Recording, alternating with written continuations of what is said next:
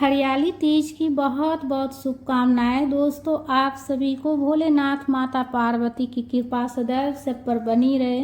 हरियाली तीज का व्रत सुहागनों के लिए बहुत ही खास होती है।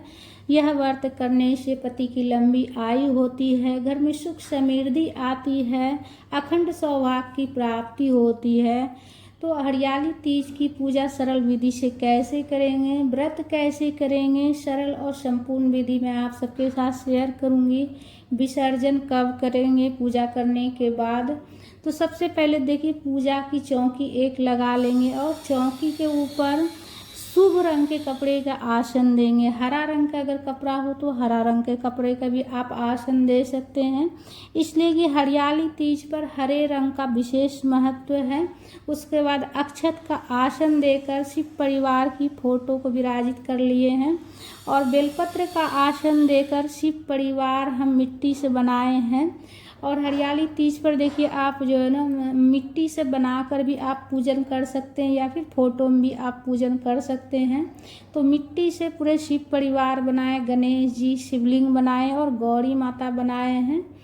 तो गौरी माता आप सुंदर सा अगर माता का अगर आप बनाना चाहते हैं, बनाना आपको आता है तो सुंदर सा रूप देकर भी आप बना सकते हैं, या सिर्फ जो है ना आप पिंडी के स्वरूप में भी आप बना सकते हैं। तो पूजा में सबसे पहले दीपक प्रज्वलित कर लेंगे और देखिए, इस दिन आप चाहे तो कलश स्थापन भी कर सकते हैं या फिर बिना कलश स्थापन के भी यह पूजन आप कर सकते हैं।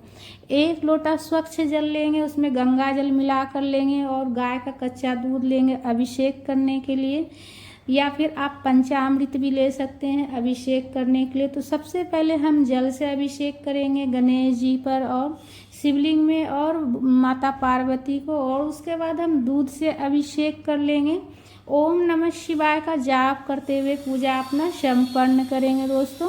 उसके बाद दूध से अभिषेक करने के बाद हम जल से फिर अभिषेक कर लेंगे और उसके बाद अभिषेक करने के बाद फोटो तस्वीर में भी हम जल के छींटे देकर भाव स्नान करा लेंगे सभी भगवान जी को।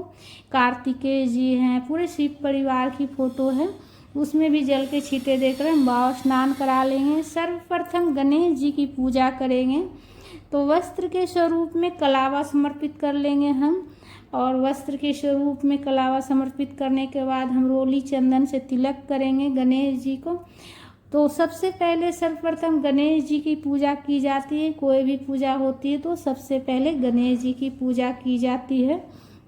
रोली चंदन से हम तिलक कर लेंगे गणेश जी को, अक्षत समर्पित करेंगे गणेश जी को, और उसके बाद हम पुष्प समर्पित करेंगे गणेश जी को, दुर्वा समर्पित करेंगे। तो जो भी फूल माला हो चढ़ा लीजिएगा, दुर्वा मिल जाए तो दुर्वा जरूर चढ़ाइएगा, इसलिए कि गणेश जी को दुर्वा बेहद पसंद है। तो गणेश जी को दुर्वा हो सके तो ज़रूर चढ़ा लीजिएगा। और उसके बाद हम भोलेनाथ की पूजन करेंगे। तो वस्त्र के स्वरूप में कलावा समर्पित कर रहे हैं भोलेनाथ को, और वस्त्र आप अगर चढ़ाना चाहें तो वस्त्र भी चढ़ा सकते हैं, जैसे धोती गमछा ये सब भी आप चढ़ा सकते हैं। तो हरियाली तीज का पूजन सुहागनों के लिए बहुत खास होती है दोस्तों। पूरा 16 श्रृंगार करके यह पूजन किया जाता है। हरे रंग की चूड़ी, इस दिन सुहाग ने मेहंदी जरूर से ज़रूर लगाएं।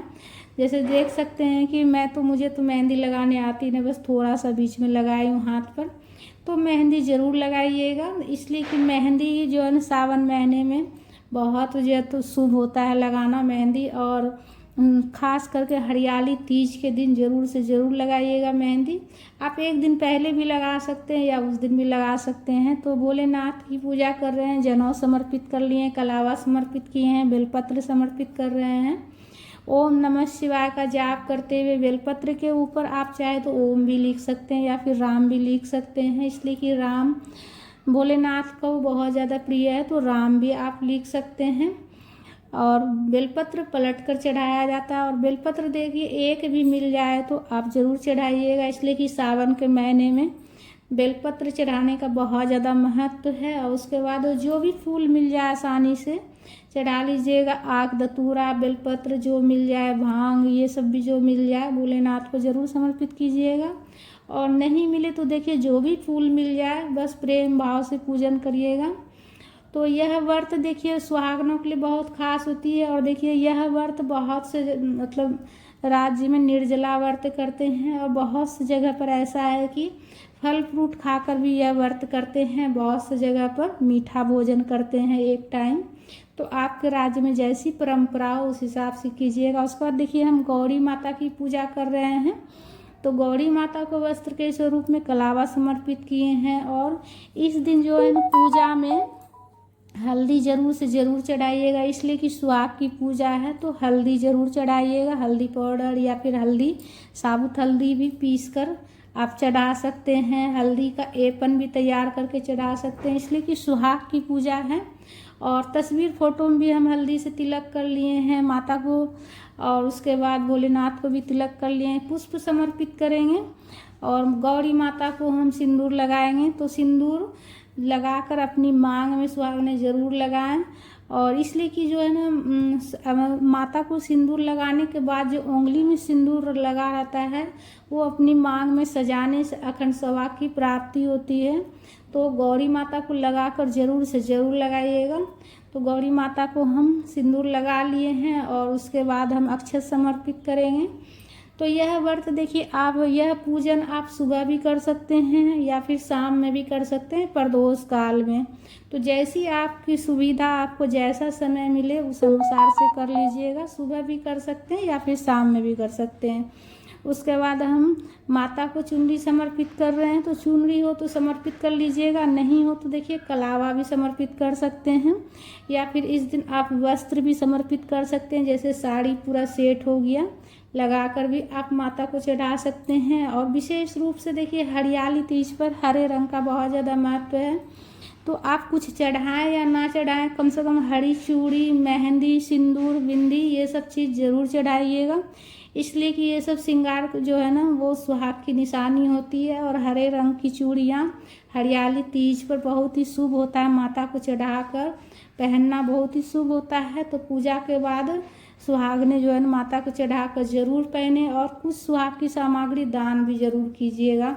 उसके बाद धूप प्रज्वलित करके धूप भी दिखा लिए। उसके बाद पूजा में देखिए आप जितना प्रकार के फल फ्रूट चढ़ाना चाहते हैं आप चढ़ा सकते हैं, 1 प्रकार का, 2 प्रकार, 5 प्रकार का। उसके बाद मीठा में देखिए घेवर चढ़ाया जाता है।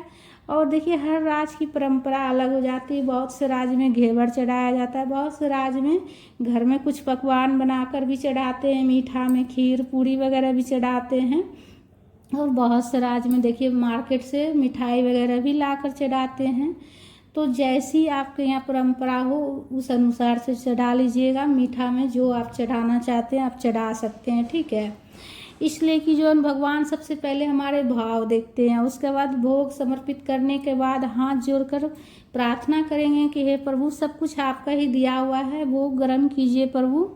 तो बतासा का भी भोग लगाई हूँ मैं। और उसके बाद हम हाथ में पुष्प लेकर हरियाली तीज की अगर कथा की पुस्तक हो तो पढ़ लीजिएगा, इसलिए कि हमारा व्रत और पूजन तभी पूर्ण होता है जब हम कथा पढ़ते हैं या फिर सुनते हैं। हाथ में दक्षिणा लेकर दक्षिणा भी समर्पित कीजिएगा। अपना श्रद्धा भाव से जितना आप दक्षिणा चढ़ाना चाहते हैं चढ़ा सकते हैं, वो आप पर निर्भर करता है, ठीक है। अपना श्रद्धा भाव से जितना चढ़ाना चाहते हैं। बाद में इस दक्षिणा को दान कर दिया जाता है। उसके बाद हम आरती करेंगे, कपूर प्रज्वलित करके आरती कर लेंगे।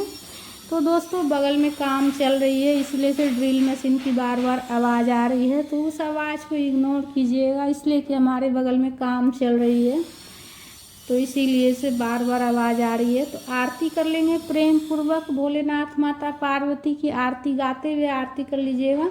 उसके बाद आरती करने के बाद आचमनी कर लेंगे जल से। 3 दीपक के चारों तरफ से, आरती वाला दीपक के चारों तरफ से जल को घुमाते हुए आचमनी कर लेंगे, जल का छिड़काव करके। उसके बाद हाथ जोड़कर क्षमा याचना करेंगे कि हे माँ, हे भोलेनाथ, अगर जाने अनजाने में पूजा में कुछ भी गलती हो गया हो प्रभु तो क्षमा कीजिएगा, माता क्षमा कीजिएगा और अपनी कृपा दृष्टि हमेशा बनाए रखिएगा और पूजा प्रेम पूर्वक स्वीकार कीजिए माँ। इस तरह से प्रार्थना करेंगे।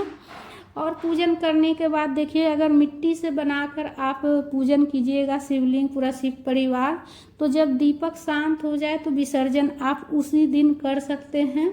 ठीक है, विसर्जन कर लीजिएगा उसी दिन, या फिर जैसे आप अखंड ज्योत जलाइएगा तो आप अगले दिन भी विसर्जन कर सकते हैं। पूजा की चौकी आप अगले दिन भी उठा सकते हैं। सुहाग की सामग्री कुछ अपने लिए रख लीजिएगा, कुछ दान कर दीजिएगा, इसलिए कि सुहाग की चीज़ें दान करने से सुहाग और बढ़ता है।